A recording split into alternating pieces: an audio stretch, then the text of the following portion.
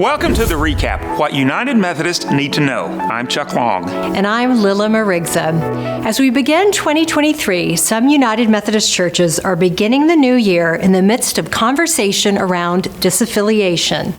According to a United Methodist news review of annual conference reports and journals, approximately 2,000 churches across the U.S. have chosen to disaffiliate since 2019. These churches have cleared the necessary hurdles under church law to leave the denomination with property. While this number represents just under 7% of United Methodist churches in the U.S., each disaffiliation does impact our connection as a whole. Each and every member of our global denomination is valued and loved. There are many people who didn't want to disaffiliate, but their local church has voted to leave the denomination. We grieve with you, but there is hope.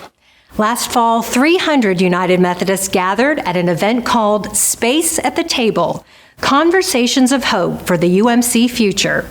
During the event, panel discussions offered raw and honest conversation about the continuing denomination, including social justice work that's yet to be done, and a spirit of rebirth that offers opportunities for new outward-looking ministries. So why do I believe in this new opportunity, this new reimagining, not going back and trying to be the same United Methodist Church or so forth, is to realize our unity is based on one absolute. Jesus is Lord. And everything else is a conversation. The continuing United Methodist Church is strong and vital. Ministries continue and new churches are being planted. If your church is currently discerning whether to disaffiliate, or if it has recently disaffiliated and that's not your personal desire, a new collection of resources and information is available to support you during this time, including opportunities to connect with fellow United Methodists in your annual conference. Visit umc.org/committed to learn more. Next, we turn our attention to New York, where a United Methodist Church is welcoming newcomers and helping them navigate the largest city in the U.S. When buses carrying asylum seekers began arriving in August, the United Methodist Church of St. Paul and St. Andrew stepped up, connecting migrants with ministry partners. A network of ecumenical and neighborhood organizations has developed, offering donations of backpacks, clothing, supplies, and food, as well as a weekly event for asylum seekers to find services, support, and connections. The church also began providing lodging for 5 men from Venezuela after the city's shelter system reached capacity. One of the men, named Junior, said, "I thank God to have known all these people. They have helped me so much." With support from a neighborhood bike shop, the congregation gifted their migrant guests with bicycles for Christmas.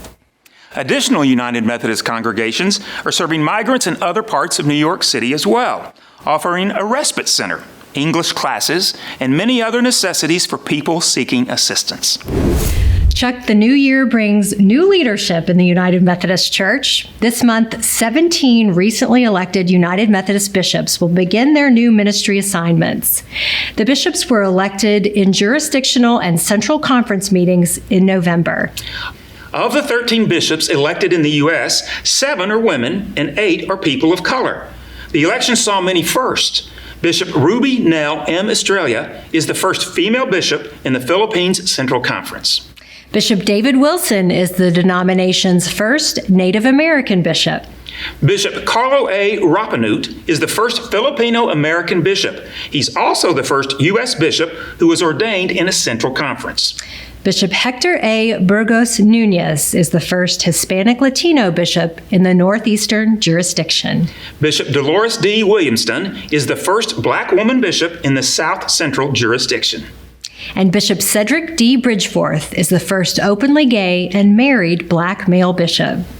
Plus, all 5 jurisdictions in the U.S. approved similarly worded petitions that aspire to a future United Methodist Church where LGBTQIA+ people will be protected, affirmed, and empowered. These significant elections are only small steps in a long journey to eradicate racism and gender discrimination in the denomination. That vital work will continue. Bishop John Scholl said, "The United Methodist Church owes a great debt that must be paid by ridding the church of the sin of racism and making ours a church that chooses equity rather than only equality." The new bishops will preside at the next General Conference, which will take place April 23rd through May 3rd, 2024, in Charlotte, North Carolina. And finally, it's time to check in with you. The BeUMC hashtag allows churches to share special events and celebrations with the global church. Westwood Church in Los Angeles, California offered a beautiful worship service on Christmas Eve. Children helped to tell the story of Jesus' birth.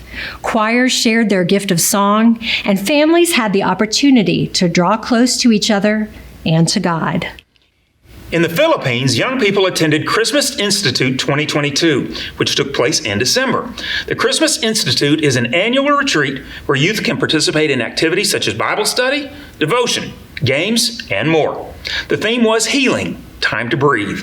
Participants were given the opportunity to examine their wounds and weaknesses, receive rich blessings, heal, and rise.